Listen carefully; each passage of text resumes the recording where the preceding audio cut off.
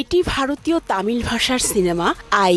এখানে প্রতিপক্ষ শত্রুকে ঘায়েল করতে কোনো অস্ত্র কিংবা সংঘাতে যায়নি, ব্যবহার করেছিলেন একটি ভাইরাস। তাতেই হাতে গোনা কয়েকদিনের মধ্যেই নায়ক পরিণত হয় বৃদ্ধ কুজোতে। দেখানো হয় এভাবেই সমাজ সভ্যতা ধ্বংস করতে কোনো অস্ত্র নয়, একটি ভাইরাসই যথেষ্ট। বাংলাদেশে এখন পর্যন্ত ১২৩ প্রজাতির মশার অস্তিত্ব পাওয়া গেছে। এর মধ্যে ঢাকাতেই ১৪টি প্রজাতির মশা পাওয়া যায়। এর মধ্যে ডেঙ্গু ছড়া এডিস মশার ২টি প্রজাতি। সেই ২ মশার কাছেই হেরে যায় মানুষ। যেভাবে ডেঙ্গু আক্রান্ত রোগী সংখ্যা বাড়ছে এবং মৃত্যু হার ঘটছে, এটাতে আমরা বুঝতেই পারতেছি যে আমাদের মশাগুলো কোনোভাবে রেজিস্ট্যান্টও হয়ে যাচ্ছে এবং এটার অনেকটা কারণ হচ্ছে আমাদের নিজেদের কিছু গাফিলতি আছে। মানুষ কেয়ারফুল হয় তাহলে ডেঙ্গু আমার মনে হয় অনেকটাই কমে আসবে। আগের জেনারেশনের যে কয়েলগুলো বা হচ্ছে এই সাধারণ যে পেস্টিসাইডগুলো, এগুলোর বিরুদ্ধে মশার বিরুদ্ধে তেমন কাজ করতে পারে না।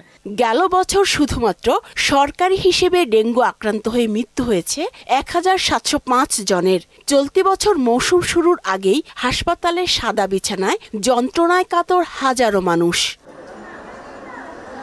একদিকে এডিস মশার ঘনত্ব বেশি, অন্যদিকে রোগীর সংখ্যাও বেশি। এজন্য গত বছরের তুলনায় এবার আক্রান্তের হার বাড়তে পারে।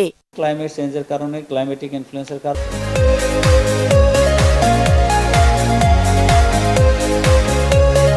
এর বংশ বিস্তার বেড়ে যায়। গরম বেড়ে যাচ্ছে, এতে করে মশার বংশ বিস্তার বেড়ে যায়। গরম তো কোন এক্সটেন্ডে, যদি এখন 35 বা 37 পর্যন্ত ভালো প্রোডাকশন হয় সবকিছু, যত অর্গানিজম আছে। আমরা যারা কেমিক্যাল এই বিপণনের সাথে জড়িত, আমরা যারা আমদানি করি, কোন কেমিক্যাল নিয়ে আসি সেটা চেক করা দরকার, সেটা কোয়ালিটি কেমন সেটা আগে কনফার্ম করা দরকার। এক্স্যাক্টলি যেই কেমিক্যালে মশাটা মরে সেই কম্পোজিশনটা আছে কিনা সেটা তো আমরা কোনোদিনও কেউ চেক করি না।